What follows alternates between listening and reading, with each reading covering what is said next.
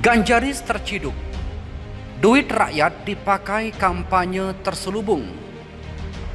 KPU kok diam saja? Bersekongkolkah? Viral, emak Ganjar bagi-bagi bingkisan di medsos. Pengamat, ini curi start kampanye, harus diselidiki, dilansir Gelora.co.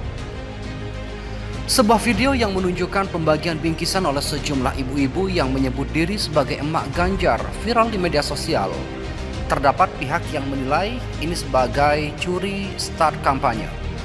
Ini pelanggaran membagikan sembako dan mendukung Ganjar, ujar Direktur Political and Public Policy Studies atau P3S, Jerry Messi kepada kantor berita politik Ermol.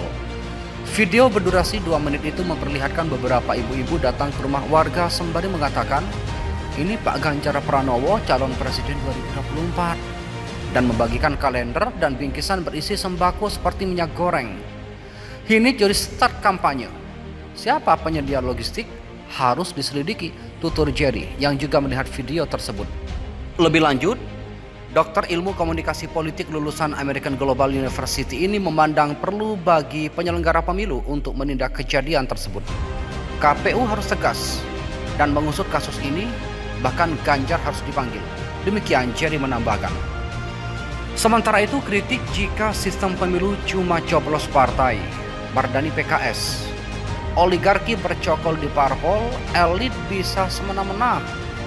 Anggota Komisi 2 DPR RI fraksi PKS, Mardani Alisera, membeberkan kelemahan penerapan sistem pemilu proporsional tertutup atau cuma coblos partai. Menurutnya, jika sistem itu diterapkan justru oligarki bisa masuk ke internal partai dan pimpinan parpol bisa semena-mena. Kelemahannya tertutup itu, cuma kalau kami melakukan proporsional tertutup, tapi tidak ada reformasi di internal partai, maka oligarki di luar akan bertindak di oligarki di dalam partai. Pimpinan partai elit partai bisa semena-mena menentukan nomor urut, kata Mardani dalam diskusi yang disiarkan PKS DPR TV. Jadi yang dekat dapat nomor urut yang baik, yang berprestasi belum tentu mendapatkan nomor urut yang baik. Padahal haknya rakyat mendoakan calon yang berkualitas itu kelemahannya. Kendati begitu, Mardani juga membeberkan kelebihan jika penerapan sistem pemilu proporsional tertutup, yakni memang partai bisa institusi yang lebih sehat. Mencegah juga hadirnya kader parpol yang menjadi kutu loncat. Namun itu semua, kata dia, harus dibarengi dengan partai melakukan kaderisasi yang baik. Kalau proporsional tertutup, rakyat akan lihat nyoblos partai mana, partai yang baik, brand identity, party, ID, keterikatan masyarakat ke partai akan baik. Karena biasanya kalau tertutup akan ada kaderisasi yang baik, tuturnya. Sementara itu Mardani membeberkan juga kelebihan sistem proporsional terbuka, di mana menurutnya para calon anggota legislatif akan turun dan dekat dengan rakyat. Kelebihan proporsional terbuka, yakni karena semua turun caleg-caleg akan dekat dengan rakyat. Kalau proporsional terbuka, memang jatuhnya peran partai jadi minimalis.